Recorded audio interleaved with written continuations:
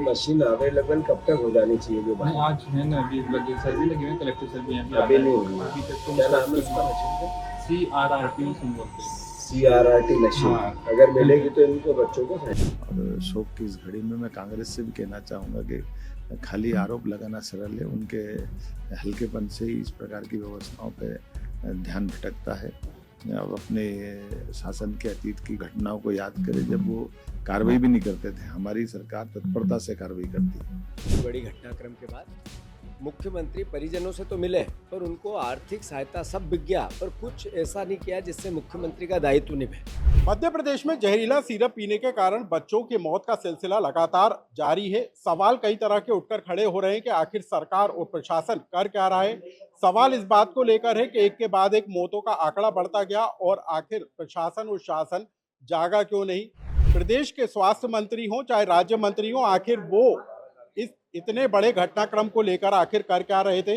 देर से जागी सरकार ने आखिर इतनी देर से एक्शन क्यों लिया। खुद प्रदेश कांग्रेस अध्यक्ष जीतू पटवारी मौके पर पहुंचे थे और वहां पर हालातों का जायजा लिया।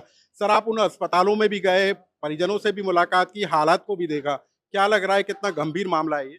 भयावता है। छोटे छोटे 1 साल से लगा के 7 साल के बच्चों की मौत सरकारी हत्याएं हुई है।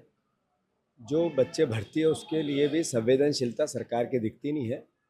सरकार का प्रभारी मंत्री वहाँ गया ही नहीं इतनी बड़ी घटना के बाद। सरकार का स्वास्थ्य मंत्री, उसने कोई समीक्षा नहीं की पूरे इतने बड़े विवरण के बाद, इतनी बड़ी घटनाक्रम के बाद। मुख्यमंत्री परिजनों से तो मिले पर उनको आर्थिक सहायता सब बिक गया, पर कुछ ऐसा नहीं किया जिससे मुख्यमंत्री का दायित्व निभे।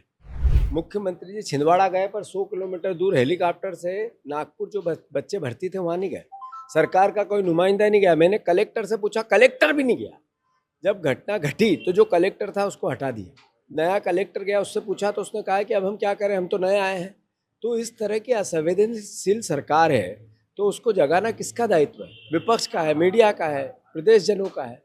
इनको मध्य प्रदेश वासियों ने इतने वोट दे दिए कि इनकी मगरमच्छ जैसी चमड़ी हो। ये करप्शन में अकूट घुस गए। 60% करप्शन हर चीज़ में लेते हैं। इन दवाइयों की खरीदी में भी 60% कमीशन है। उसी का कारण है कि ये मौत हुई है। उस 60% कमीशन का मुआवजा देना पड़ा 25 बच्चों की मौत। आप अस्पताल गए, अस्पताल में क्या देखा सर, क्या बताया अभिभावकों ने? माता पिता ने कहा कि हमें कोई सरकारी जगह नहीं मिल रही है, सरकारी सहायता नहीं मिल रही है।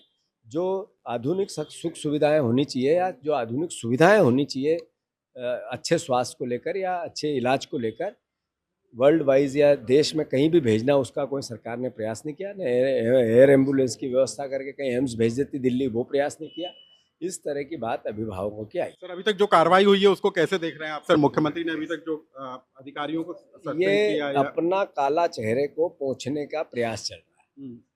जो बच्चों की मौत हुई उससे ध्यान भटकाने का प्रयास चल रहा है।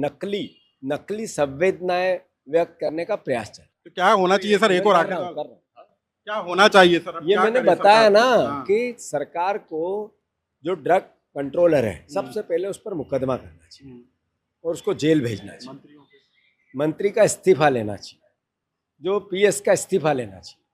पनिशमेंट हो कमिश्नर स्वास्थ्य का, और मुख्यमंत्री को आगे ऐसी घटना नहीं घटे उसके लिए पारदर्शी सिस्टम डेवलप करना चाहिए, जिसमें दवाइयों के सैंपल हर मंथ, हर 6 महीने में, हर साल में हो, इसका प्रयास करना चाहिए। तो मध्य प्रदेश के छिंदवाड़ा में बड़ा एक्शन हुआ है। भले ही सरकार ने कुछ अफसरों को पर कार्रवाई की हो, लेकिन सवाल अब भी इस बात को लेकर उठते हुए नजर आ रहे हैं कि जब इतना बड़ा घटनाक्रम कट गया तो आखिर मंत्री कर क्या रहे थे? डिप्टी सीएम जिनके जिम्मे स्वास्थ्य विभाग की जिम्मेदारी है, वो कर क्या रहे थे?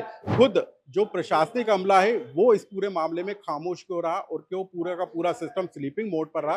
ये तमाम तरह के सवाल उठते हुए जरूर नजर आ रहे हैं। लेकिन अब सबसे बड़ी बात यह है कि जो बच्चे कफ सिरप पीने के कारण गंभीर हालत में अस्पताल में भर्ती हैं, वो इस बात का इंतजार कर रहे हैं और इस बात के लिए सरकार का मुंह ताक रहे हैं कि उनको शायद बचा लिया जाए। लोकमत के लिए भोपाल से अनुराग श्रीवास्तव।